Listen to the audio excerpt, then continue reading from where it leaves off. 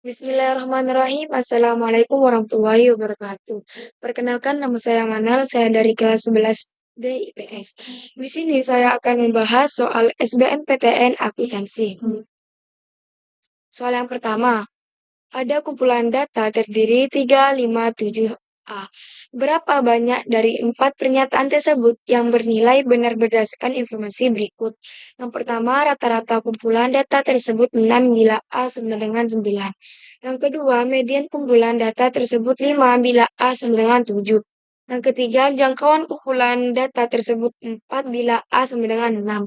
Yang terakhir, modus kumpulan data tersebut 3 bila A sama dengan 5. A 4, B 0, C 3, D 1, E 2. Jawabannya adalah E. Pembahasan rata-rata adalah 6. Median adalah 6. Jangkauan adalah 6. Modus adalah 5. Soal yang kedua. Ketika Dinda telah lulus SMA, ia punya pilihan untuk membuka usaha sendiri dengan penghasilan 150 per hari. Bekerja di perusahaan orang tua dengan gaji per bulan 5.500.000 dan bekerja di perusahaan teman dengan gaji 6 juta. Jika Dinda memilih membuka usaha sendiri, berapakah biaya peluang Dinda? A. 5.500.000, B. 4.500.000, C. 6 juta, D. 150, dan E. 2 juta. Jawabannya adalah A. Pembahasannya, biaya peluang adalah kesempatan baik yang hilang karena memilih suatu opsi. Karena dia memilih membuka usaha sendiri, Dinda kehilangan kesempatan untuk bekerja di perusahaan orang tuanya dengan gaji 5.500.000 dan bekerja di perusahaan temannya dengan gaji 6 juta. Kesempatan baik yang hilang adalah bekerja di perusahaan orang tuanya dengan gaji 5.500.000 sehingga biaya kesempatan Dinda adalah 5.500.000.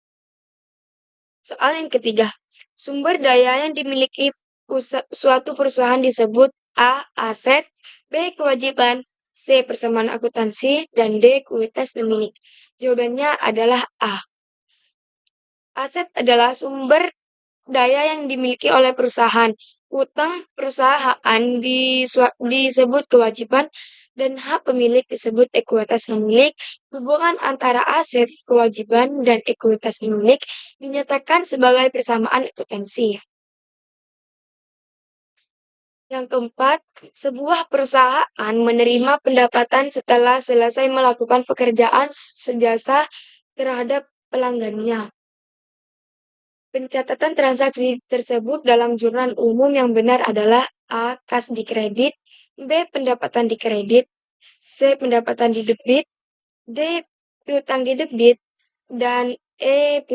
Piutang di kredit. Jawabannya adalah D. Pembahasannya, jurnalnya adalah kas dan pendapatan adalah.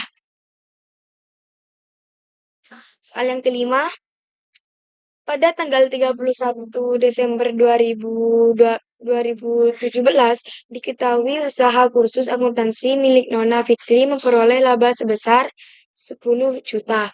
Ayat jurnal yang diperlakukan untuk menutup akun tersebut adalah A. Laba 10 juta, ikhtisar K. Sarga 10 juta. B. Ikhtisar laba atau rugi 10 juta, laba 10 juta. C. Ikhtisar laba atau rugi 10 juta dan modal 10 juta. Dan modal 10 juta. Yang D. Modal 10 juta dan ikhtisar laba rugi 10 juta. Dan E. Pendapatan 10 juta dan ikhtisar 10 juta. Jawabannya adalah C. Ikhtisar laba rugi seharga 10 juta dan modal 10 juta.